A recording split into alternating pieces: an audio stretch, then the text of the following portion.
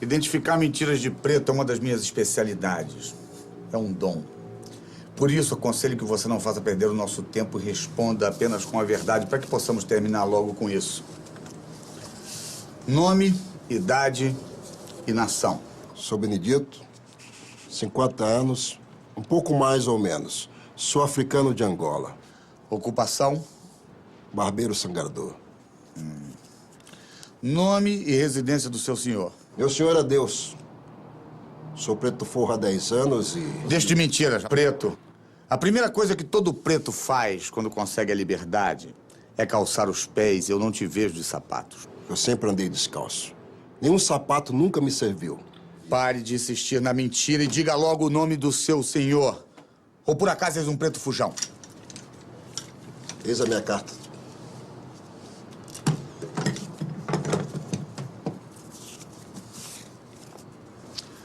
Eu, João Matoso, comerciante, declaro que possuo um escravo de nome Benedito, preto, de 40 anos, pouco mais, pouco menos. O dito escravo me serviu com fidelidade, prestando-me seus jornais de 480 réis por dia. Mediante o pagamento de 102 mil réis, declaro Benedito forro e liberto. Mais de 100 mil réis pela sua liberdade? Quer que eu acredite que juntou essa quantia? Eu tive ajuda. Cheguei nessas terras com 10 anos. Aos 15, meu senhor me colocou para aprender o ofício de barbeiro com o Chico Cabinda. E ele percebeu meu dom. Que dom é esse? O dom da cura. O velho Chico me ensinou a sarjar, sangrar, tirar dentes. Aprendi rápido e fui trabalhar nas ruas. Pagava meu senhor e o que sobrava era meu. Pagava 480 réis de jornada e ainda conseguiu juntar mais de 100 mil para a sua alforria. Como eu disse, eu tive ajuda de uns pretos da Irmandade. Por que eles te ajudariam? Gratidão. Eu curei muitos deles das mais pavorosas enfermidades. Vai no cartório verificar a história do preto.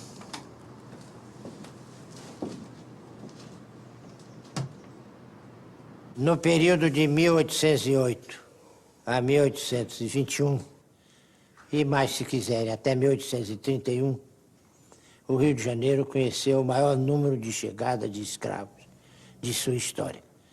Nunca chegou tanto negro no Rio de Janeiro como nesse período. E a cidade, para quem viesse de fora, tinha toda a aparência de uma grande cidade africana. Quer dizer, os negros dominavam as ruas. Ouvia-se nas ruas mais falar as línguas africanas do que o português. Todo mundo que aqui desembarcava sentia-se nas costas da África. E de uma África que, para nós, brancos, talvez fosse uma África, mas que para os africanos eram múltiplas Áfricas. Porque os africanos sabiam absolutamente se distinguir pelo tipo de penteado, pelas escarificações, pelas contas que portavam no pescoço, pela maneira de apregoar um produto. Então, aquilo que os estrangeiros eram incapazes de identificar, porque eles viam tudo como uma grande África, né? Os africanos, eles mesmos, através, volto a dizer, do uso do corpo como uma verdadeira tela para se identificar. Essas formas ornamentais eram uma verdadeira gramática. Ali você identificava uma viúva, você identificava uma moça em idade núbil, você identificava alguém que pertencia a uma determinada casa de santo.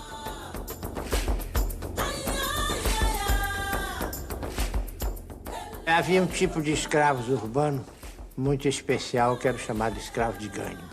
Era um escravo, podia até viver num simulacro de liberdade, porque ele era posto a trabalhar para o seu senhor, tinha muitas vezes a obrigação de entregar diariamente ou semanalmente uma determinada importância de dinheiro ao seu senhor, e o resto ele podia ficar para ele próprio. Ele podia não morar na casa do senhor, às vezes morava, outras vezes não. Podia morar no local próprio com outros escravos de ganho e se organizavam nas espécies de cooperativa de escravos de ganho.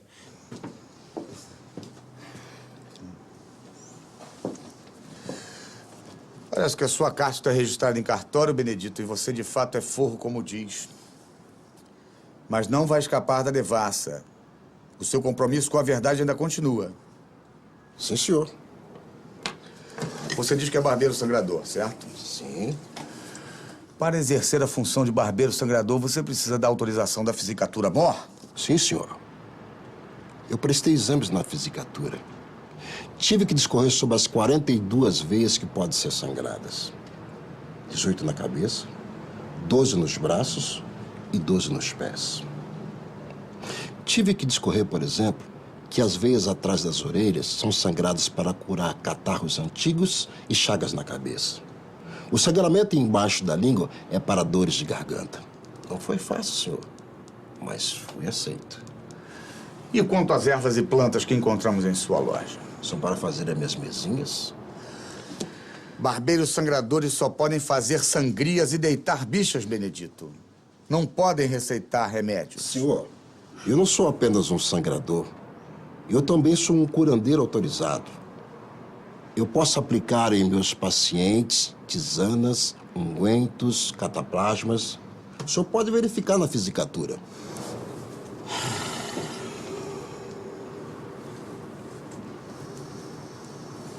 A história do Brasil foi absolutamente transformada com a vinda da corte, que gerou um processo de independência muito distinto, que gerou o regime monárquico no Brasil. De alguma maneira explica o não desmembramento do território. Hoje as crianças naturalizam os mapas, mas se a gente for ler mapas, que eu sugiro que a gente deve ler mapas, causa espanto o tamanho do Brasil em relação à América Latina até hoje em dia.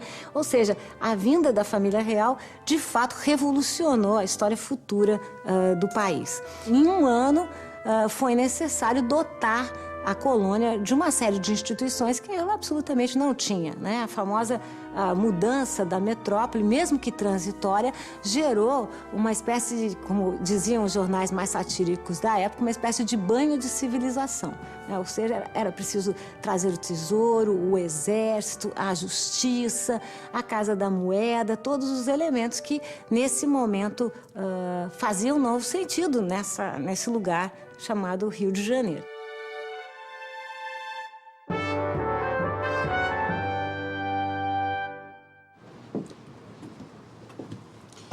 Senhor, a autorização é verdadeira. Parece que o preto é sangrador competente. Ele foi muito elogiado na Fisicatura Mor. Eu não sei mais o que perguntar. O preto parece que não tem nada para esconder. O autor da denúncia ainda não chegou? Não, senhor.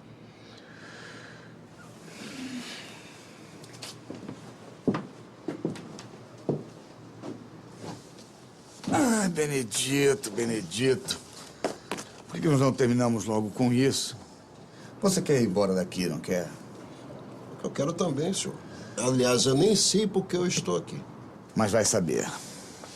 Semana passada, lembra? Segunda-feira, o que você fez? Por sempre, tratei meus clientes com Ivo e Vicente. Quem são o Ivo e Vicente? Vicente é um crioulo escravo meu. E Ivo é de Luanda, um aprendiz. Seu senhor o colocou em minha loja para aprender o ofício. Depois será alugado para sangrar em navios negreiros.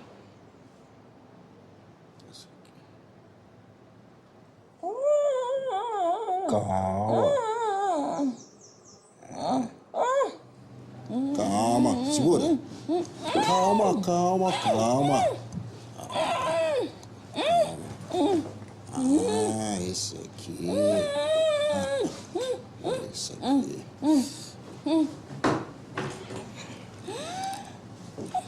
Peraí. Calma, segura, segura. Segura. Ah, peguei.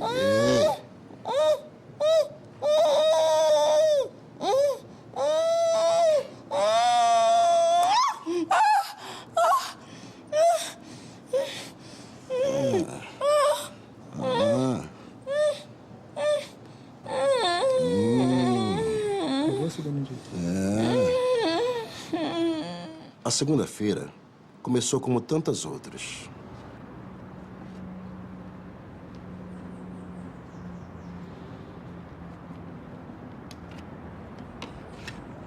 Olá, seu Afonso. Como vai? Nada bem, seu Benedito. O problema é minha dor nas costas. Também foram anos carregando brancos e suas liteiras. Ah, agora você tem os seus escravos para fazer o serviço pesado. Graças a Deus. Mas não se preocupe. Vou colocar umas ventosas aqui e você vai se sentir bem. Com a vinda da família real para cá, vários órgãos burocráticos administrativos foram transferidos para o Rio de Janeiro, alguns foram recriados, que é o caso da Fisicatura-Mor. Né? E a Fisicatura-Mor era o órgão responsável por normatizar, regulamentar e fiscalizar tudo que tivesse a ver com saúde pública, inclusive o exercício das artes de curar. O médico era aquele que estava no topo dessa hierarquia, era aquele que tinha mais prerrogativas, né? E o curandeiro era aquele que tinha, junto com o sangrador, a parteira, eram os menos prestigiados dentro dessa hierarquia oficial, né? Desse ponto de vista oficial das artes de curar. Primeiro, você passa a pedra no local afetado.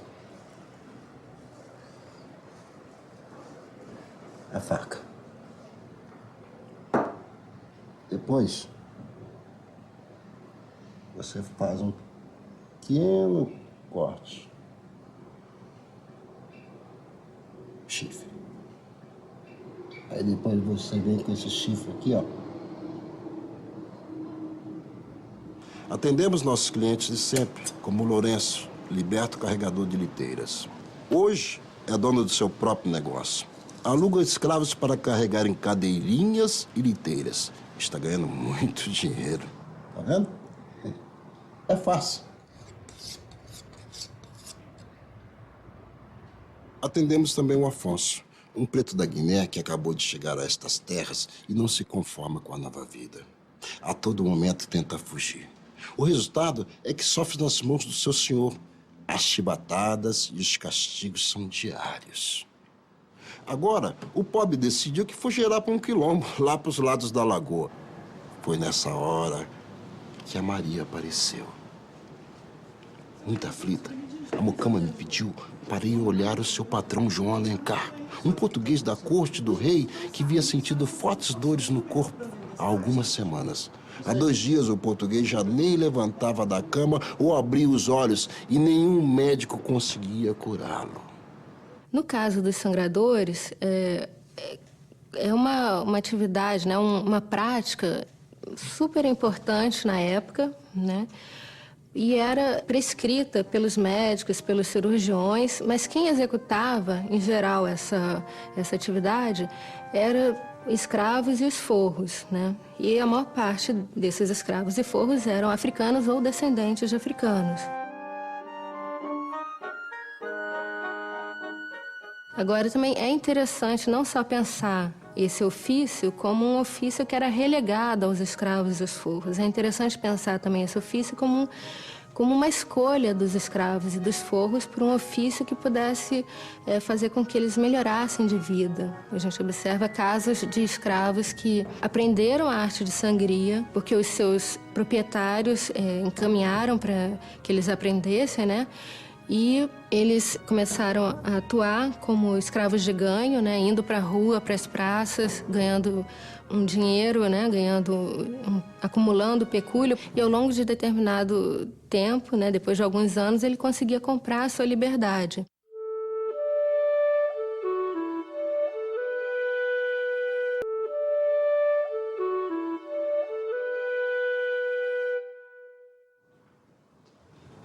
Dona Ana, seu Benedito.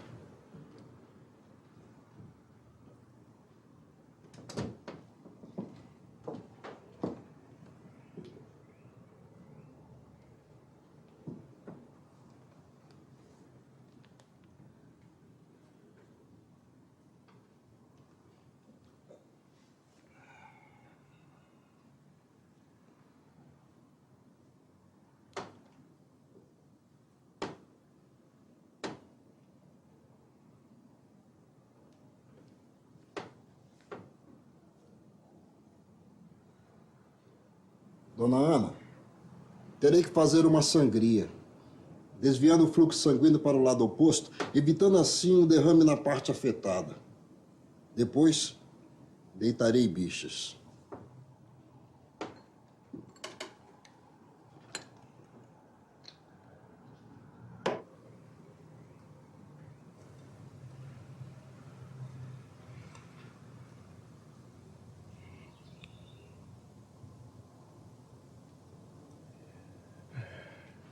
corte não pode ser profundo para não atingir a artéria ou nervo.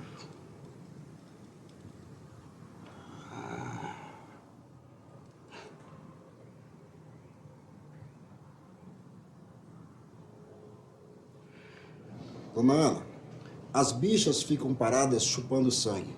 Quando elas ficarem gordas, elas caem sozinhas. Com esse tratamento, ele já vai se sentir melhor. Mas se as dores voltarem, é só me chamar. Muito obrigada, seu Benedito. Por favor. Ok. Eu quem agradeço.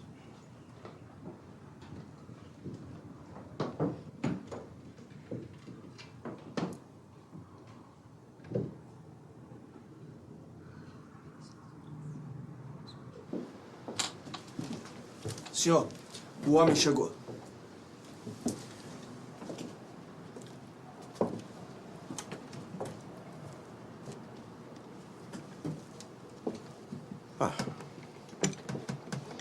Benedito, conhece o senhor João de Alencar? Claro. E vejo que o tratamento está dando certo. Mas vejo também que as dores começam a voltar. É melhor deitarmos bicha novamente. Jamais deixaria esse feiticeiro colocar as mãos em mim novamente. Por favor, conte-nos o que houve. No dia seguinte à visita do preto, eu realmente comecei a melhorar. Consegui andar sem bengala, me senti novo, recuperado. Minha esposa então me contou quem foi o responsável pela minha melhora. Homem de Deus que sou, decidi então que deveria recompensá-lo financeiramente. Depois de acender 50 velas brancas na Candelária, fui até a sua loja.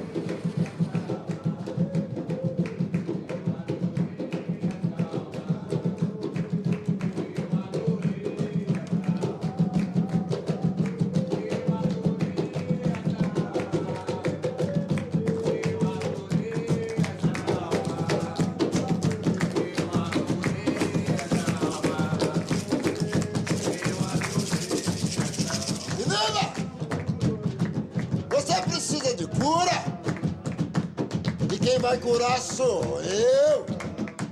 Vai!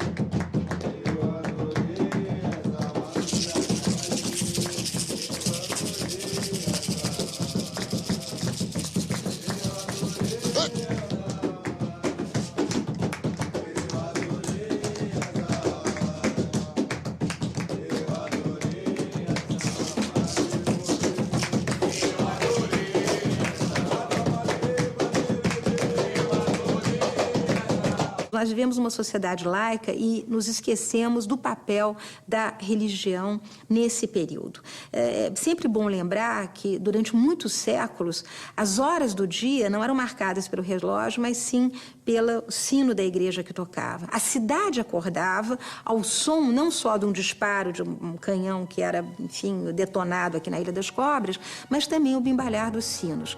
Os próprios serviços que eram prestados na cidade, por exemplo, as negras que ofereciam pão de ló ou os negros que ofereciam água, dependiam de um toque do sino que vinha da igreja. As pessoas não bocejavam jamais sem fazer o sinal da cruz, porque temiam que o demônio entrasse pela boca delas. Ao meio-dia era um momento também em que ninguém bocejava, porque era o momento em que o demônio se soltava. Às 6 horas da tarde, as pessoas se postavam em qualquer frontispício de igreja, justamente para rezar as Ave-Marias. Então, era um universo banhado pelo religioso. Nós hoje nos afastamos disso, não sabemos mais qual é o significado religioso. Então, é óbvio que num clima de absoluta religiosidade, um clima onde as pessoas acreditavam que bem e mal existiam e que o demônio tinha endereço, podia ser localizado, é óbvio que alguém ser curado por um calunduzeiro devia suscitar alguma forma de reação. O que se descreve quando se fala em Calundu são práticas mágicas, cultos, que você tem presença de dança, de música, batuque, tambores, atabaques. E as descrições são sempre muito cheias de preconceito e muito da visão branca sobre aquele tipo de prática. Então, muitas vezes, as práticas religiosas dos africanos são consideradas práticas de feitiçaria. Isso é considerado crime na colônia, tanto pelo Código Civil, né, pelas ordenações filipinas, como pelo Tribunal Eclesiástico.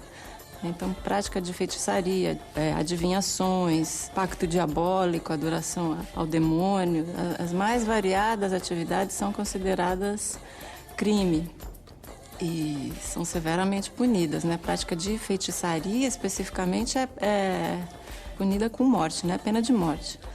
Há uma aura de mistério em torno dos africanos desde sempre, desde o começo da escravidão. O temor de que eles saibam manipular espíritos ou de que eles saibam manipular venenos, que eles possam ser muito perigosos.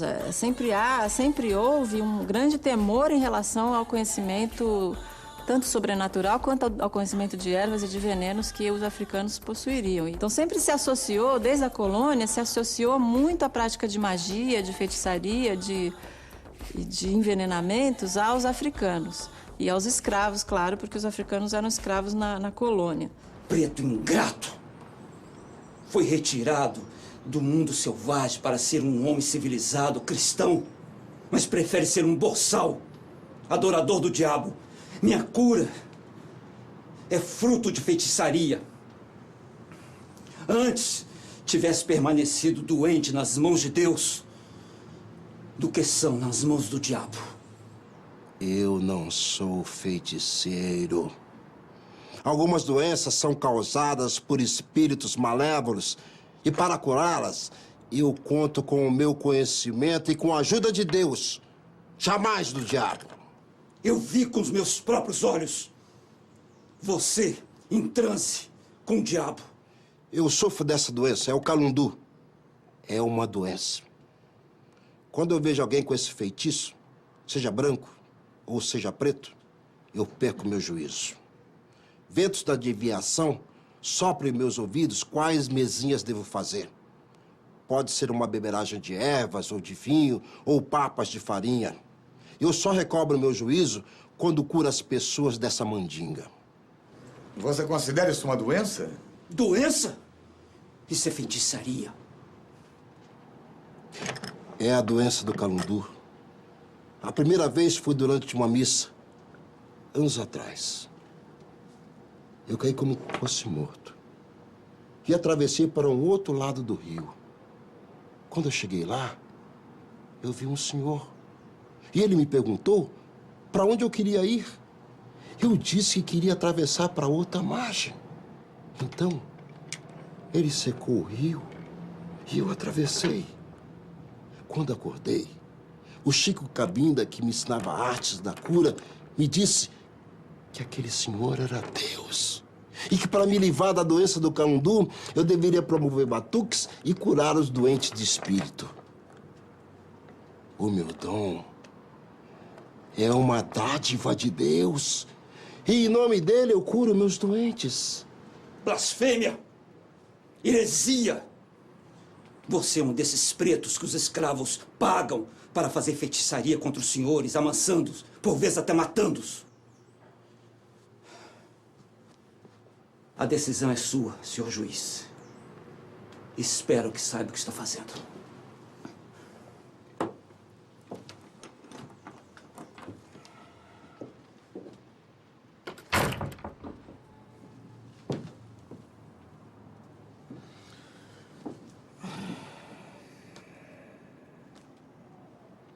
Vamos, Benedito.